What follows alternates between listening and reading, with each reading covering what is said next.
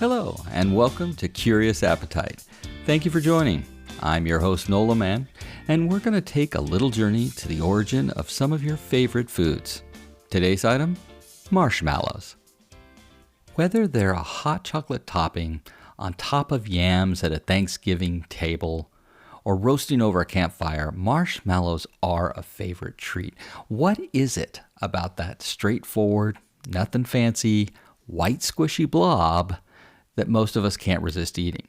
I mean, we love them as a child, and I'm always surprised when we have them as adults, they manage to harken us back to simpler times and still hit that sweet spot. So where exactly did marshmallows come from?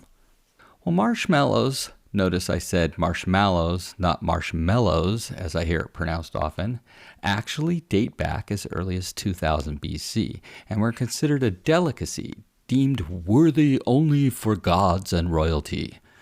Now, during those times, Egyptians made individual marshmallows by hand by extracting sap from a mallow plant and mixing it in with nuts and honey. And if you wanted to know more on the mallow plant, here's some bonus information. The official name of the mallow plant is Althea, and it is a pink-flowered plant. Marshes are the native growing ground for the mallow plant, hence the name marshmallow. Now, mallow plants are also native in Asia and Europe, but are also grown in the eastern United States. Most of the time, mallows have been used as food and have been mentioned numerous times by early classical writers, this connection to a food source. Mallow was an edible vegetable among the Romans. A dish of marshmallow was one of their delicacies. It's also been documented that many of the poor inhabitants of Syria subsisted for weeks on herbs, of which mallow was one of the most common.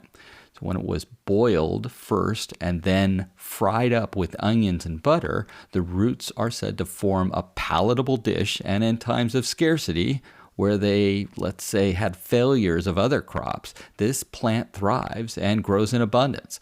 So it's not the most desirable plant to eat, but if nothing else is around, it'll do. Over time, as travel and trade was developed and unique cultures began to evolve, various forms of the marshmallow became regional with their own recipes. And it really wasn't until the 1800s that it starts to look like our modern-day version. Candy makers in France took the sap from the marshmallow plants and combined it with egg whites and sugar. The mixture was whipped up by hand and took the form of the marshmallow we know today. Since they were no longer reserved for people of high status, the demand for marshmallows increased, which required the candy makers to speed up the production process. So they developed a system known as the starch mogul system. Now, the starch mogul system used cornstarch molds to form the marshmallows, still done by hand, but you could now use the mold to shape a series of them at once, like pouring a batter all over a muffin tin. Now, additional changes to the recipe were also made. So you had candy makers replace the sap taken from the marshmallow plant with gelatin, which enabled the marshmallow mixture to maintain its form and reduce the labor-intensive process of extracting the sap from the mallow plant. So the gelatin was combined with corn syrup, starch, sugar, and water to create the fluffy texture of the marshmallow. Now, the gelatin ingredient is essential in extending the shelf life of the marshmallows because of the moisture it infuses inside the candy. Thus, by replacing the previous egg whites with gelatin, marshmallows maintain their beloved elastic, spongy qualities much longer than the older version. However, even with these advances in production and ingredients, the starch mogul system still wasn't the most quick or efficient method to meet the demand of the marshmallow consumers. So in 1948, Alex Dumas took a huge step forward in technology by creating an extrusion process to make marshmallows. And through this process, the marshmallow substance was pressed through a tube and then cut into equal pieces, cooled, and then packaged. So no longer were they made by hand. The extrusion process revolutionized the production of marshmallows and allowed the candy to become an everyday treat to everyone all over the world. The marshmallow made its way to the United States, though, in around the 1900s, and it grew in popularity in the 1950s. World War II had ended, folks were starting families, you had cookbooks being published, and new appliances were all the rage, supported by those booming suburban neighborhoods popping up all over the nation. And even though Americans were a little behind the rest of Europe when it came to the marshmallow initially, they caught up very fast. And today, the U.S. is the number one consumer of the fluffy candy, buying more than 90 million pounds a year. And of course, we can't forget about marshmallow Peeps, the yellow chick candies we see at Easter time. Now, you can't talk about the Peeps without talking about Ira Bourne, or Bob as he was known. Bob's father has a candy company called Just Born. Bob goes to college and graduates with a degree in engineering physics. So then he enlists in the U.S. Navy, serves as a radar specialist and a lieutenant on a destroyer in the Pacific. Later, the Navy then sends him to the University of Arizona and MIT for graduate work in math and physics. So Bourne applies to medical school and was accepted, but while he's waiting for his classes to begin, he goes back to work at Just Born, his father's candy company, falls in love with the candy business, and decides to stay. Long about 1953, Just Born acquires Rhoda Candy Company, and they were a jelly bean maker that had a side business producing these shaped marshmallow candies. But marshmallow Peeps were made by squeezing them out one at a time through a pastry tube, and then the eyes were painted on by hand. Well, with this process, it took 27 hours to create one marshmallow Peep.